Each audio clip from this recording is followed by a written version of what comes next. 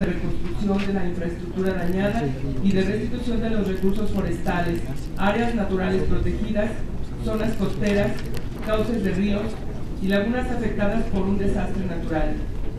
Por tanto, se estima urgente agilizar y facilitar el procedimiento para la entrega de los recursos federales a las entidades federativas, dependencias y entidades de la Administración Pública Federal, así como eliminar la participación de instancias que no resultan indispensables en el desarrollo del procedimiento,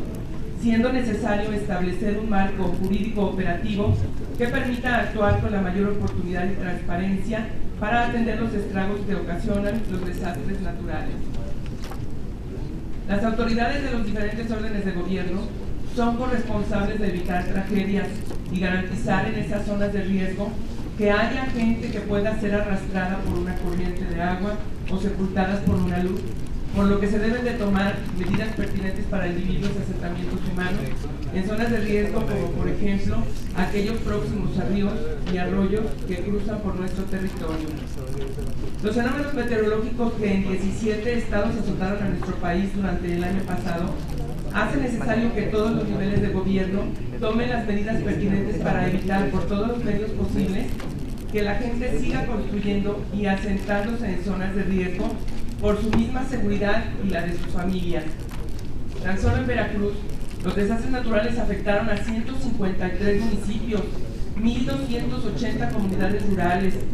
y 352 urbanas, generando daños a más de 78,000 viviendas, 160 puentes, además de los importantes daños que dejaron los huracanes y lluvias en otras entidades del país como Nuevo León, con 20,000 casas afectadas, Oaxaca, Tabasco y Chiapas. La reducción de los desastres debe de ser un componente clave en las políticas públicas del gobierno federal y de los gobiernos locales, particularmente en lo que se refiere a la prevención y atención inmediata,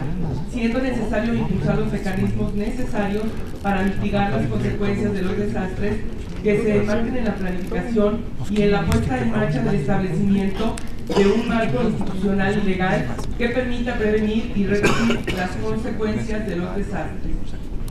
No podemos dejar pasar por alto los graves acontecimientos ocasionados por los desastres naturales que han golpeado fuertemente a nuestro país recientemente. Ante esta delicada coyuntura, pregunto a usted, señor secretario, la Sedesol a su cargo el año pasado y parte del actual ha tenido que hacer frente a no pocos desastres naturales en diversas entidades federativas del país: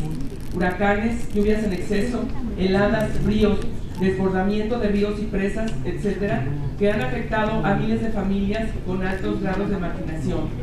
Asimismo, dada la importancia de este tema, aunado a la entrada de la primavera, donde con su clima caluroso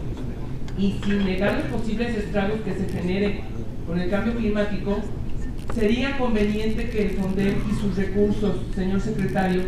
dependieran directamente de la Sedesol para evitarnos el burocratismo, para eficientar el apoyo a los estados y a la ciudadanía. Quisiera saber su opinión a esta propuesta y por su respuesta. Gracias, señor secretario. Es cuanto, señor presidente. Gracias, diputada Lucy Gallego.